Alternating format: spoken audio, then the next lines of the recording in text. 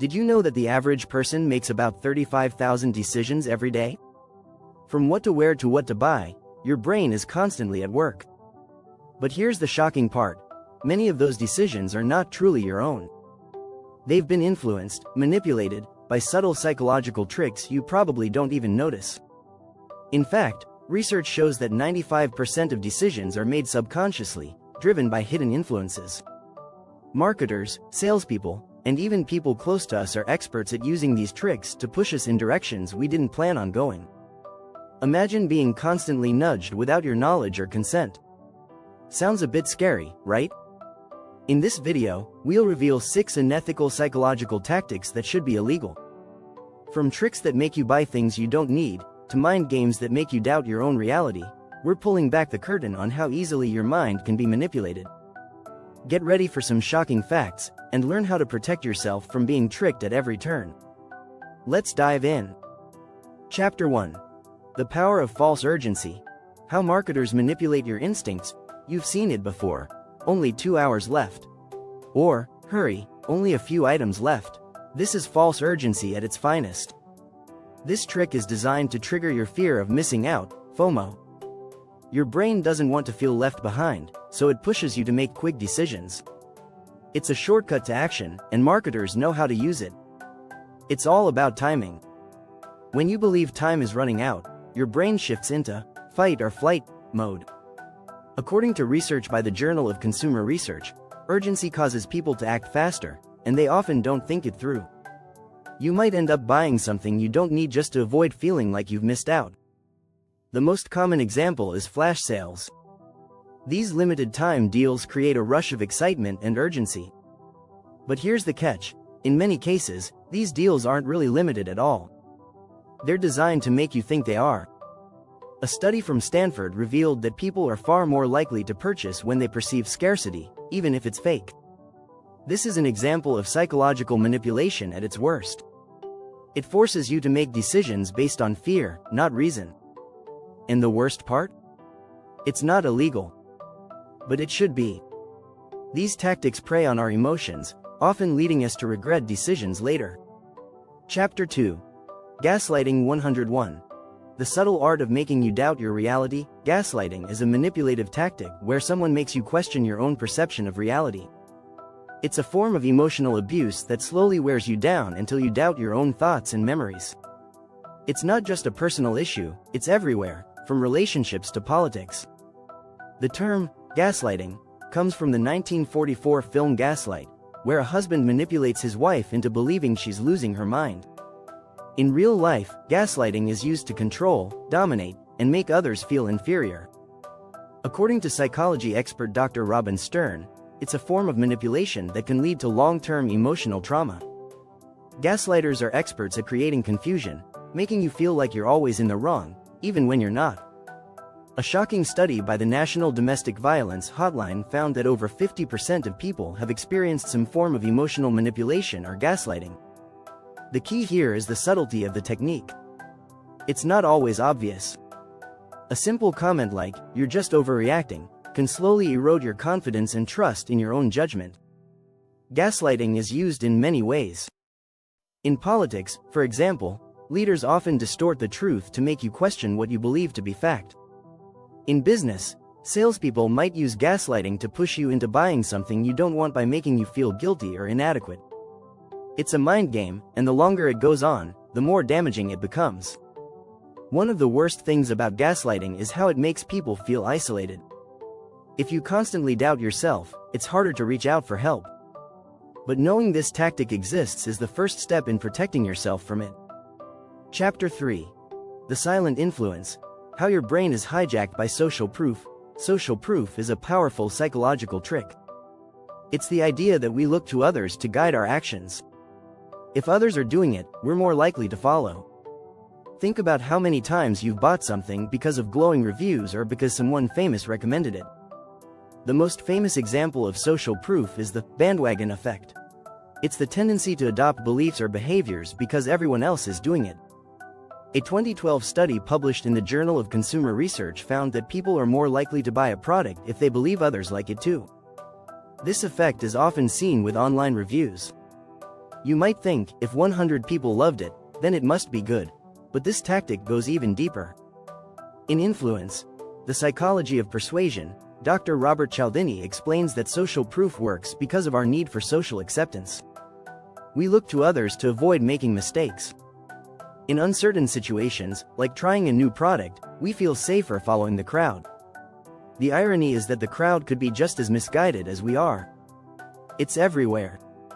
On social media, influencers endorse products and services to millions of followers, creating a sense of trust. But here's the trick: not all influencers are trustworthy, and many are paid to recommend products. According to a 2020 survey, nearly 40% of people said they were influenced to purchase something after seeing it promoted by an influencer. Social proof can also be seen in political movements, where people join causes because they feel a sense of belonging. This herd mentality often leads people to make decisions based on what others are doing, not what they truly believe in. It's an effective but manipulative way to get people on board with something without them even realizing they've been influenced. To avoid being swayed by social proof, it's important to make decisions based on your own values, not just what others are doing. If you feel unsure, take a step back and ask yourself if you truly want something or if you're just following the crowd. If you're finding this helpful so far, don't forget to subscribe to the channel so you don't miss the next chapters on these shocking psychological tricks. Chapter 4. The Reciprocity Trap. How you're conditioned to give in return. Reciprocity is one of the most powerful psychological tricks used by marketers and manipulators. At its core, it's the idea that if someone does something for you, you'll feel compelled to return the favor. This principle is deeply rooted in human nature and has been used for centuries. It's one of the key strategies that makes people say yes when they would normally say no. One classic example is when a salesperson gives you a small gift, like a free sample or a free trial. It might seem innocent, but this small gesture is designed to create a feeling of obligation. A study conducted by Dr. Robert Cialdini, author of Influence, The Psychology of Persuasion, found that when a person receives a gift, they are 40% more likely to reciprocate. Marketers use this to their advantage to get you to make a purchase or sign up for something. This principle is so powerful that even the smallest gesture can influence your decisions. A 2013 study published in the Journal of Applied Social Psychology showed that giving a customer a small gift, like a pen or a coffee, increased their likelihood of buying something by 24%.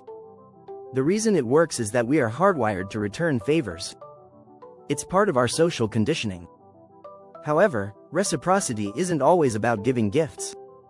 It can also show up in manipulative forms, like when someone does you a favor to later demand something much larger in return. This is often seen in sales and marketing tactics where companies offer a free consultation, only to pressure you into purchasing a service you didn't initially want. What makes this trick particularly dangerous is how subtly it operates. You may not even realize you're being manipulated until after you've made a purchase or commitment. The key to avoiding this trap is being aware of it. When someone does something nice for you, take a moment to evaluate if you really want to reciprocate, or if you're being pushed into it. Chapter 5. The Foot in the Door Phenomenon. A sneaky path to your compliance. The foot in the door phenomenon is a psychological strategy where people start by asking for small requests and then gradually escalate to bigger ones. It's one of the most effective ways to get someone to say yes to something much larger than they would have agreed to initially. This technique works because once we agree to a small request, we are more likely to comply with larger requests. A classic example of this tactic is when a company asks for your email address or a minor favor. Once you've agreed to that, they may follow up with bigger asks, like signing up for a newsletter, attending an event, or even buying a product. A study published in Psychological Science in 2009 showed that people were more likely to donate money to a charity if they had already agreed to a small request, like putting up a sign for the charity in their yard. The initial compliance sets the stage for more significant commitments, as people are often motivated to be consistent with their previous actions. The foot in the door technique doesn't just work with sales or marketing. It's used in personal relationships and even political movements. The idea is to gradually push your boundaries, making you more likely to say yes to something you might have originally rejected. Once you've agreed to a small favor or request, your mind becomes conditioned to say yes to bigger ones. This technique is especially powerful because it relies on the principle of consistency. According to Dr. Cialdini's research, people are more likely to follow through with future actions if they have already made a commitment, even if it was small. The more you say, yes, the easier it becomes to say, yes, again, making it an incredibly effective form of manipulation. To avoid falling for this trick, the key is to pause and think before committing to any request, no matter how small. Recognizing when someone is using the foot in the door technique gives you the power to stop the cycle before it grows. Chapter 6. Anchoring Bias. How your first impressions lock your decisions. The anchoring bias is a psychological phenomenon where the first piece of information you receive becomes the reference point for all future decisions. This first anchor can strongly influence your choices, even if it's irrelevant or inaccurate. It's one of the most powerful and often unnoticed tricks used in marketing, negotiations, and even personal interactions. Think about the last time you went shopping. You might have seen a product marked down from $100 to $50. That original price of $100 becomes the anchor, and your brain perceives the deal as much better, even though $50 may still be overpriced. This is the anchoring effect in action. According to a study from the University of California, participants were significantly more likely to buy an item when it was presented with a higher, original, price, even if they knew it wasn't true. This bias doesn't just affect shopping. It's also a major factor in salary negotiations.